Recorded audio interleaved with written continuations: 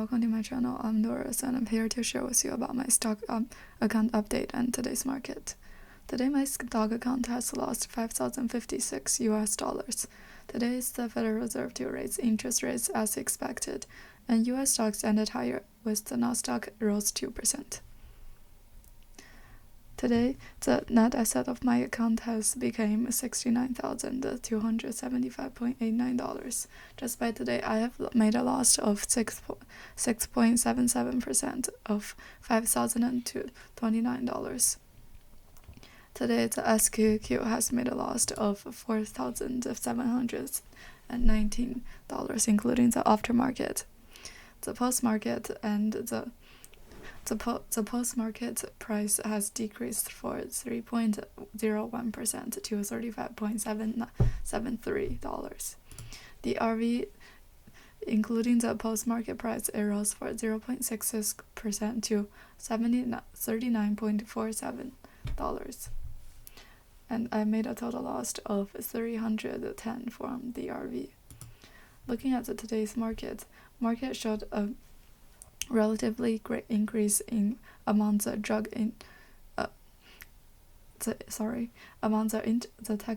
tech stocks and a decrease in oil and gas and ETFs. The semiconductors industry rose for 4.67%, software rose for 2.33%, and internet, retail, and software all rose by more than 2.5%. Dow Jones Industrial Average rose for 0.02%. Nasdaq Composite, with its heavily composition of tech stocks, rose for 2%. And S&P 500 rose for 1.05%.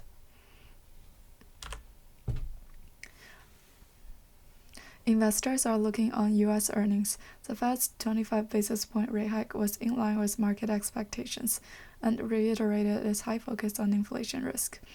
Mr. Powell said inflation was well above the target and that the Fed still expects sustained rate hikes to be appropriate. The market focus on Wednesday was on the Federal Reserve's monetary policy meeting.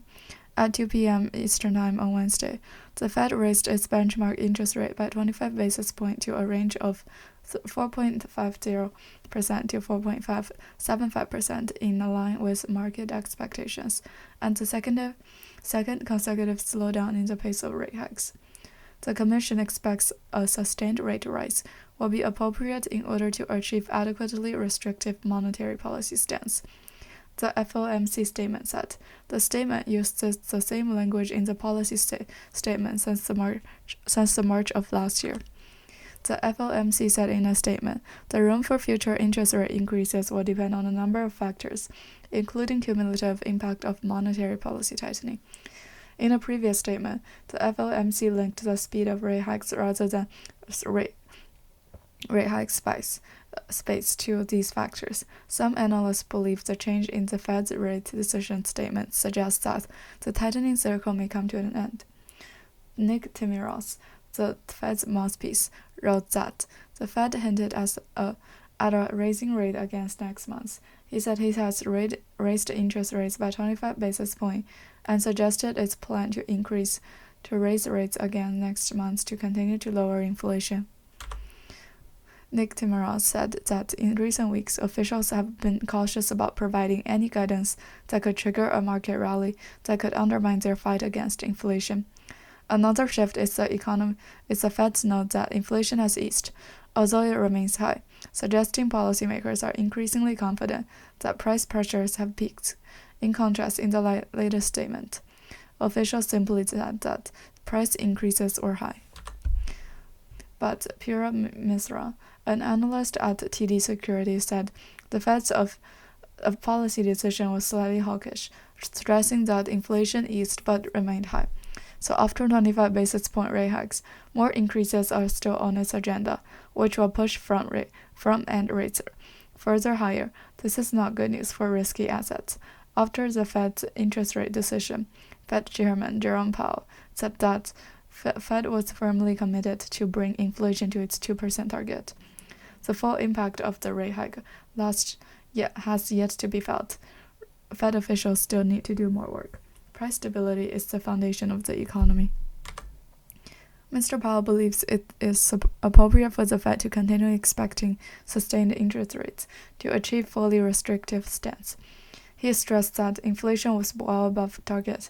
His story warns not to relax policy too early. Both U.S. stocks and treasuries have rebounded strongly since the start of the year, as investors expect continued declines in inflation, or prompt the Fed to slow the pace of interest rates after aggressive monetary tightening, and raise expectations that the Fed will cut interest rates before the end of the year. Recent indicators suggest that inflation in the overall U.S. economy is easing, leading investors to expect a more moderate tone. On Tuesday, the Cost of Employment Index, which measures wage growth, showed compensation rose 1% in fourth quarter, below the 1.1 Dow Jones forecast. On the economic data side on Wednesday, ADP Employment Agency showed that the private sector employment rose just 106,000 in January, the smallest increase since January 2021, compared with 178,000 expected and 235,000 last month. Wage growth changed little in January, but rose 7.3% from the year earlier. While the overall numbers are low, ADP chief economist Nila Richardson said the weather is working and job growth may not be as weak as the data suggest.